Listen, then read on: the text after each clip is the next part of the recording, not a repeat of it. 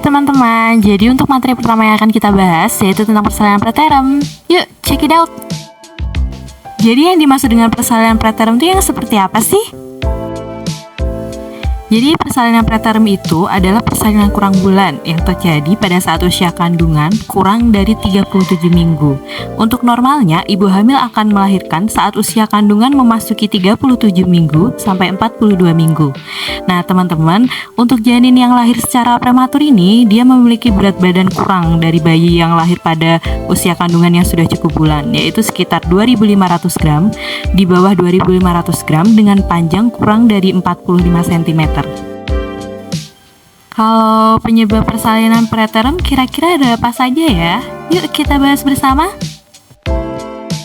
Faktor penyebab yang pertama yaitu memiliki riwayat persalinan prematur. Jadi untuk ibu-ibu yang pada persalinan sebelumnya sudah mengalami persalinan prematur akan memiliki resiko lebih tinggi untuk mengalami persalinan prematur pada persalinan selanjutnya. Jadi untuk ibu-ibu yang pada sebelumnya sudah mengalami persalinan prematur, bagusnya memeriksakan diri ke tenaga kesehatan secara rutin supaya kesehatan ibu dan janin terjamin. Faktor yang kedua yaitu terjadi infeksi pada ibu. Misalkan ibu terkena infeksi pada gigi, terkena infeksi saluran kemih, sehingga bakteri jahat yang menyebabkan infeksi tersebut akan masuk ke pembuluh darah ibu. Nah, otomatis janin yang dikandung ibu pun akan terkena dampaknya. Karena kan asupan nutrisi janin itu didapatkan dari pembuluh darah ibu yang dialirkan melalui plasenta. Yang selanjutnya yaitu inkompetensia serviks, di mana serviks ini membuka sebelum waktunya. Kan seharusnya serviks itu terbuka saat mendekati masa persalinan. Nah, ini terbuka sebelumnya sehingga hal tersebut mengakibatkan terjadinya persalinan sebelum waktunya. Faktor lain yang bisa menyebabkan terbukanya mulut rahim ini yaitu bisa disebabkan karena adanya tekanan yang terlalu kuat dari janin sehingga menyebabkan mulut rahim terbuka. Ketuban pecah dini. Nah, ketuban pecah dini ini bisa disebabkan oleh berbagai macam faktor. Di antaranya, ibu tersebut terlalu banyak bergerak. Lalu juga bisa disebabkan oleh infeksi. Sehingga apabila kalau misalkan ketuban itu sudah pecah, bayi harus segera dilahirkan. Kalau tidak, itu akan menyebabkan IUFD atau kematian dalam kandungan. Selanjutnya ada perawatan bayi prematur. Bayi prematur memerlukan pemantauan khusus dari dokter spesialis anak, dikarenakan bayi prematur memerlukan perawatan lebih intensif dibandingkan bayi-bayi lainnya. Karena bayi prematur lahir sebelum waktunya, sehingga organ-organ internal pada bayi prematur itu belum cukup matang. Dan apabila perawatannya tidak cukup intensif, itu dapat menyebabkan berbagai macam komplikasi pada bayi. Misalkan, bayi tersebut bisa mengalami cacat organ, memiliki imunitas rendah, dan bahkan bisa menyebabkan kematian. Yang terakhir ada pencegahan persalinan preterm. Yang pertama, ibu harus menjaga pola hidup sehat, mencukupi asupan nutrisi, olahraga secukupnya, dan juga harus istirahat yang cukup.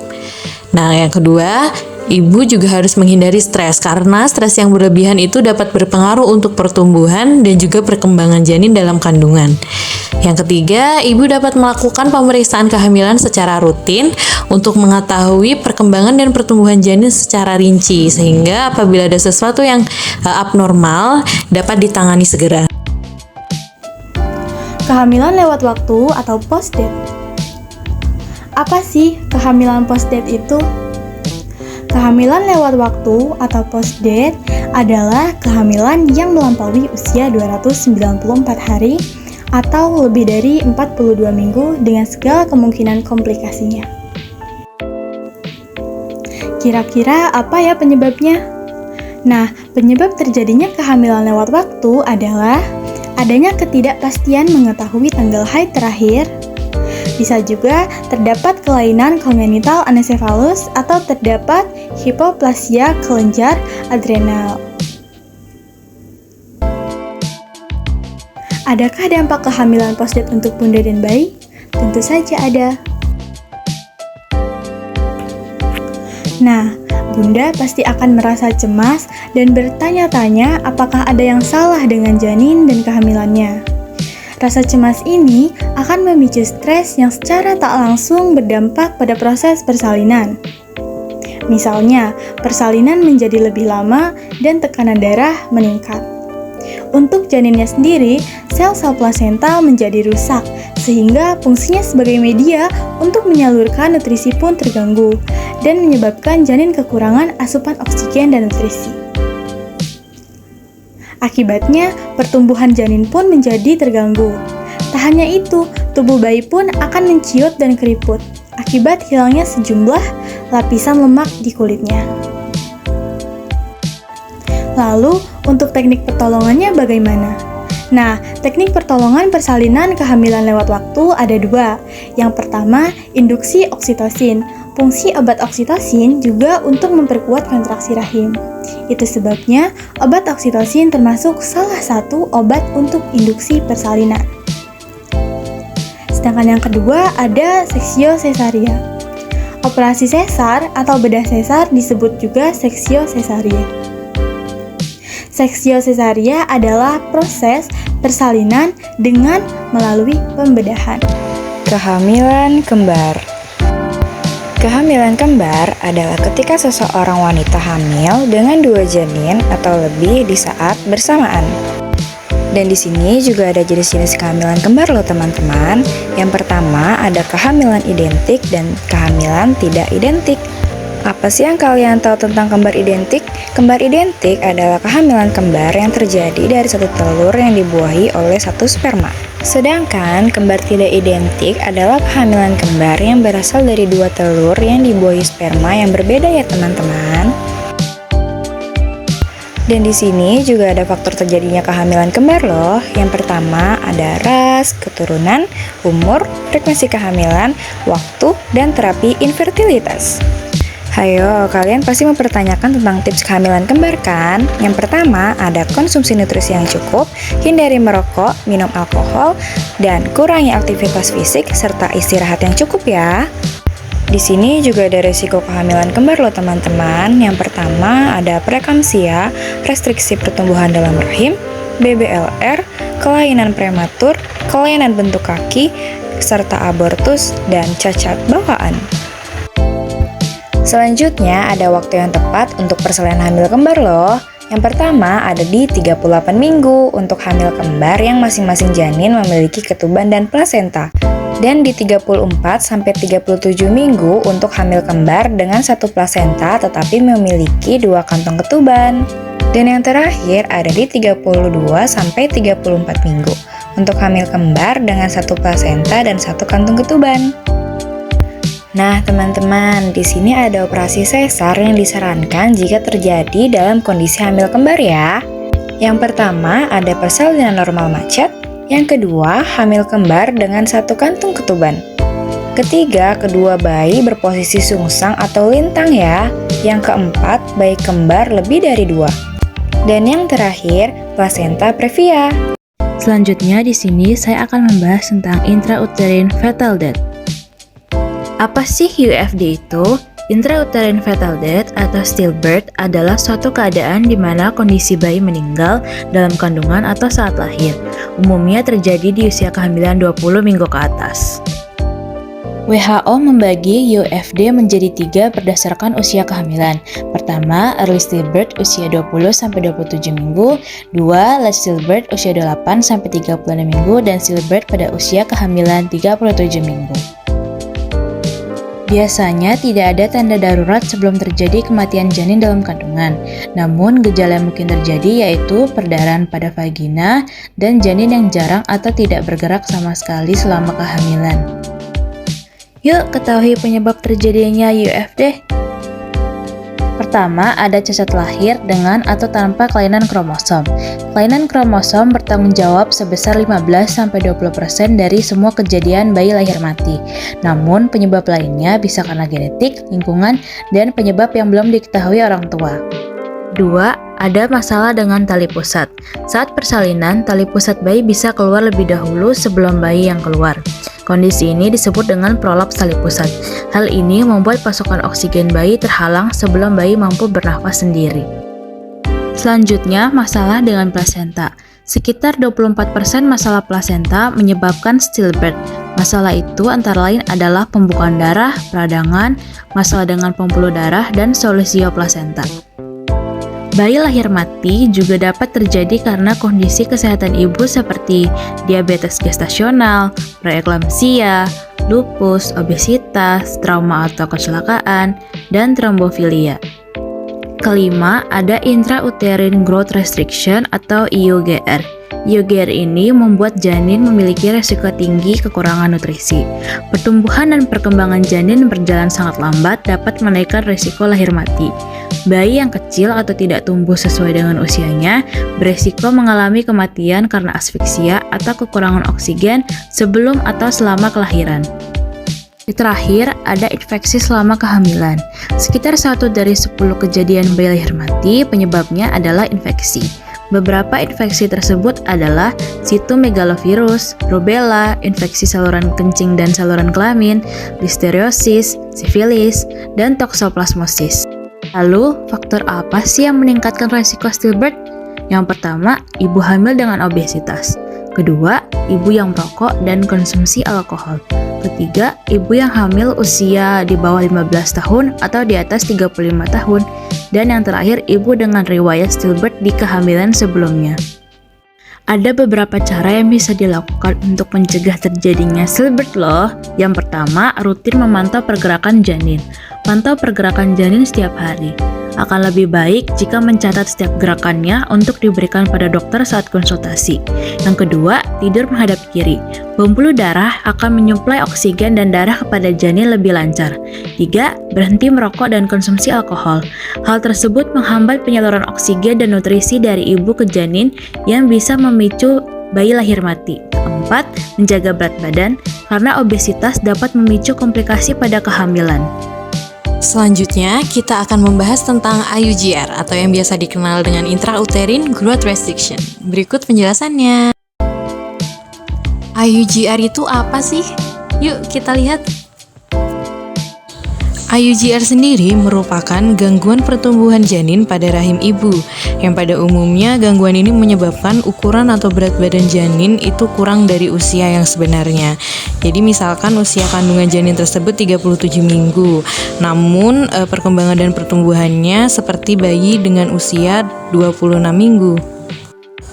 Untuk IUGR sendiri teman-teman itu dibagi menjadi 2 macam, yaitu ada IUGR asimetris dan juga IUGR simetris.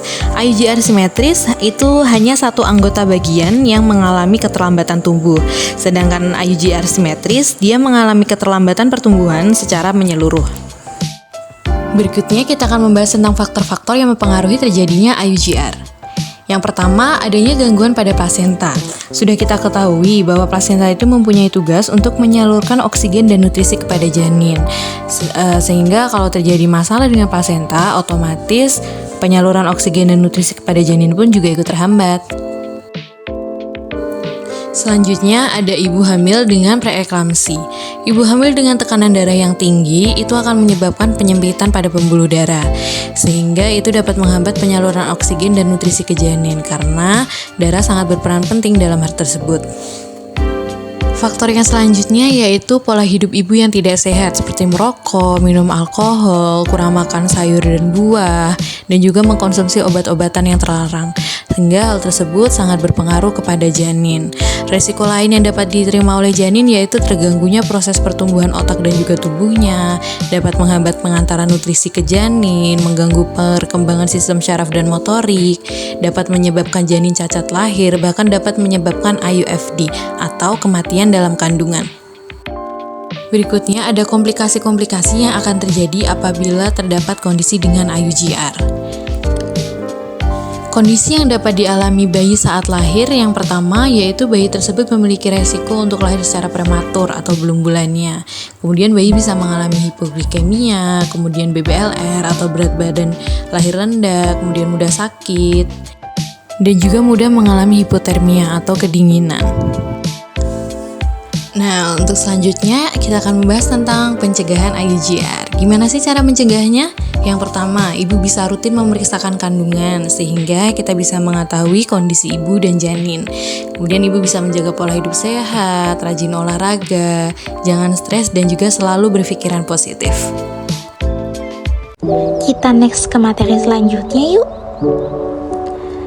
Kelainan letak sungsang. Ayo kita lihat bersama-sama, apa itu kelainan letak sungsang? Letak sungsang adalah di mana janin terletak memanjang dengan kepala di fundus uteri dan bokong berada di bagian bawah cavum uteri. Persalinan letak sungsang adalah melahirkan janin dengan bokong atau kaki yang dilahirkan terlebih dahulu daripada anggota badan lainnya. Beberapa posisi sungsang. Yang pertama ada frame bridge, letak bokong murni, incomplete bridge, letak bokong kaki, dan complete bridge, letak lutut dan letak kaki. Letak sungsang tidak memungkinkan melahirkan secara normal. Normalnya, janin akan berputar dan kepalanya akan mendekati jalan lahir pada saat usia 33 minggu hingga 36 minggu kehamilan. Kita cari tahu yuk, apa saja penyebab terjadinya letak sungsang. Yang pertama, rahim septum uterus yang memanjang, plasenta yang menutupi jalan lahir, volume air ketuban yang terlalu banyak atau sedikit, dan ukuran bayi yang terlalu kecil atau terlalu besar. Beberapa kegiatan yang bisa dilakukan saat posisi janin sungsang. Yang pertama, lakukan posisi sujud 5-15 menit dalam 5 kali sehari, ikuti kelas 6 hamil, berjalan kaki selama 30 menit setiap hari. Itu dia materi tentang kelainan letak sungsang. Next, ke materi selanjutnya yuk.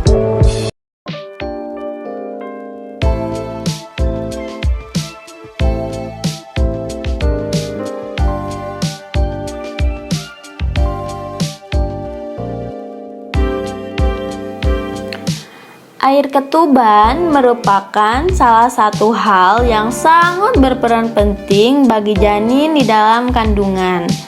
Sebab cairan inilah yang melindungi janin sekaligus membantu perkembangannya selama di dalam kandungan loh. Sehingga kondisi dari air ketuban perlu dijaga dan diperhatikan baik jumlah maupun kualitasnya. Apa sih fungsi dari cairan ketuban?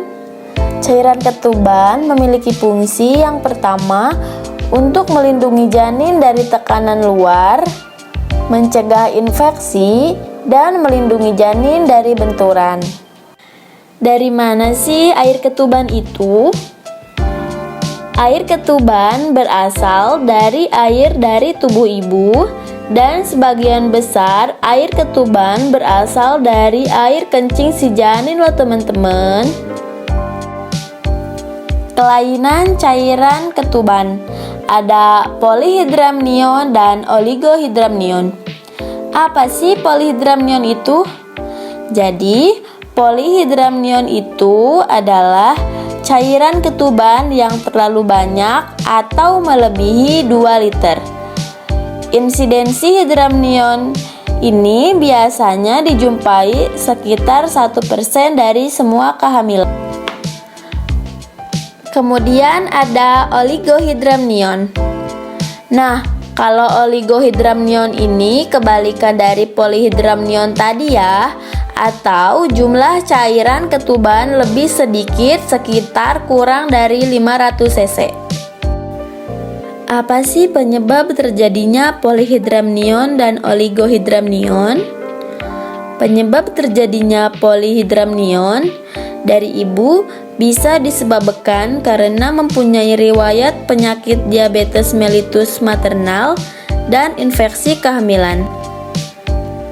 Pada janin, gangguan sistem syaraf janin dan kelainan organ saluran pencernaan. Lalu penyebab terjadinya oligohidramnion yaitu ketuban pecah dini dan kelainan ginjal pada janin. Tanda dan gejalanya. Tanda dan gejalanya. Pada polihidramnion, ibu akan mengalami sesak nafas, perut tampak lebih besar dari usia kehamilannya, dan sering kontraksi rahim. Kemudian pada oligohidramnion, perut tampak lebih kecil dari usia kehamilannya dan nyeri perut saat janinnya bergerak. Komplikasi atau bahaya jika polihidramnion dan oligohidramnion terjadi. Jika polihidramnion terjadi, bisa menyebabkan kelahiran prematur, ketuban pecah dini, plasenta lepas sebelum kelahiran, dan melahirkan dengan sesar. Sedangkan jika oligohidramnion terjadi, Komplikasi yang bisa terjadi bisa menyebabkan distori wajah, hipoplasia paru-paru, dan pertumbuhan janin terhambat.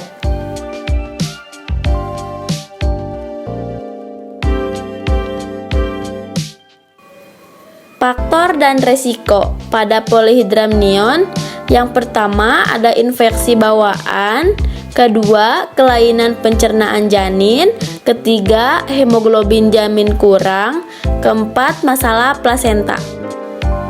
Dan pada oligohydramnion biasanya ibu mengalami dehidrasi, penggunaan obat-obatan, mengalami oligohydramnion pada kehamilan sebelumnya. COVID-19 pada kehamilan. Apa sih itu COVID-19? COVID-19 atau biasa disebut dengan coronavirus disease 2019 adalah penyakit yang menular yang disebabkan oleh SARS-CoV-2, salah satu jenis coronavirus. Apa aja sih gejalanya? Pertama ada batuk, demam, dan dyspnea atau bisa disebut dengan sesak pernafasan, dan yang terakhir mialgia atau bisa disebut dengan nyeri otot. Apa sih yang harus dilakukan ibu hamil jika terkena COVID-19? Yuk kita lihat. Yang pertama, konsultasi dengan dokter. Yang kedua, kita bisa isolasi mandiri. Yang ketiga, kita istirahat yang cukup. Yang keempat, melakukan monitoring saturasi oksigen. Yang kelima, mengkonsumsi vitamin seperti vitamin C dan D. Yang keenam, makanan yang sehat. Yang terakhir, menerima vaksin COVID-19. Kira-kira apa sih resiko yang akan terjadi? Yuk kita bahas. Yang pertama, kehamilan prematur dan stillbirth. Yang kedua, cacat janin. Dan yang terakhir, janinnya akan terinfeksi. Apa saja gejala COVID-19 pada ibu hamil yang harus diwaspadai? Yuk kita simak. Ada batuk, demam, sakit tenggorokan, dan sakit kepala. Kira-kira bagaimana sih cara terhindar dari virus COVID-19 saat hamil? Yuk kita bahas. Yang pertama, menutup hidung dan mulut ketika batuk dan bersin. Yang kedua, hindari orang-orang yang sakit. Yang ketiga, sering mencuci tangan dengan sabun dan sering menggunakan hand sanitizer.